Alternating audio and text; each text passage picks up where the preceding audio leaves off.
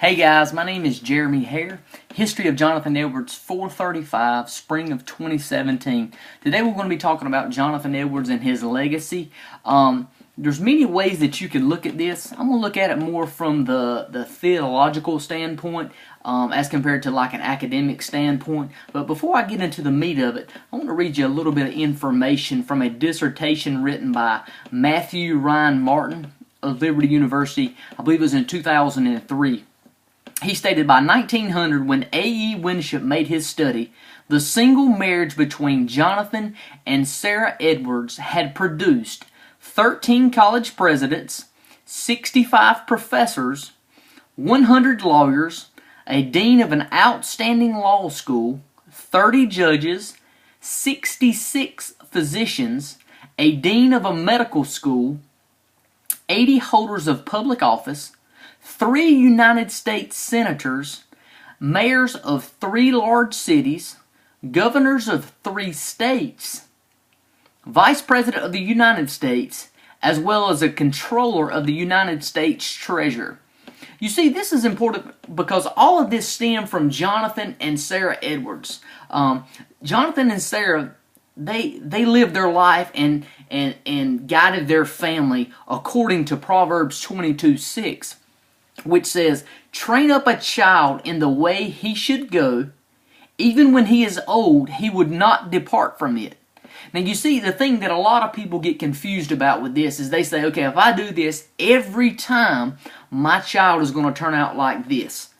But see, the thing about Proverbs is it's kind of wisdom that most often this is what happens. And that's what happens according to Jonathan and Sarah's, according to their marriage and how they guided their children and the result of that. In a more recent article, Jonathan Edwards and H. Richard Niebuhr, which many of you know, Niebuhr was a leading 20th century American Christian theological ethicist. In that article, Martin E. Marty commented and said that, you know, Richard Niebuhr was close to the brilliance of Jonathan Edwards. Now taking into account, now this is a 20th century ethicist. Now he was real close to the brilliance of Edwards according to this article. Now why is that important? That's a couple hundred years afterward, and that just shows the effect of Jonathan Edwards that he had down the road. But, you know, going from the 20th century to today, in 2017, there is many people, pastors, writers, and theologians that are indebted to Jonathan Edwards. A couple in particular is Tim Keller, the pastor of Redeemer Presbyterian in New York City, J.D. Greear, which is a pastor of multi-campuses in Raleigh, the Raleigh-Durham area in North Carolina, as well as John Piper.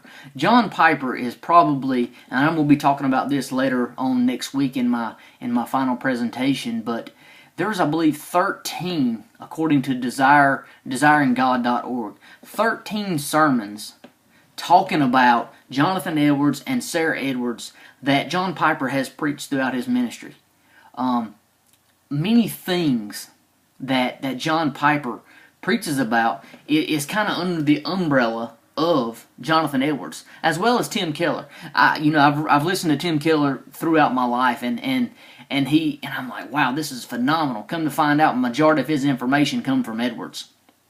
According to Gavin Ortlund, Tim Keller gave a sermon series talking about preaching, and a majority of the information come from Edwards, talking about how Edwards preached, and he wanted to not only affect the intellect but the heart.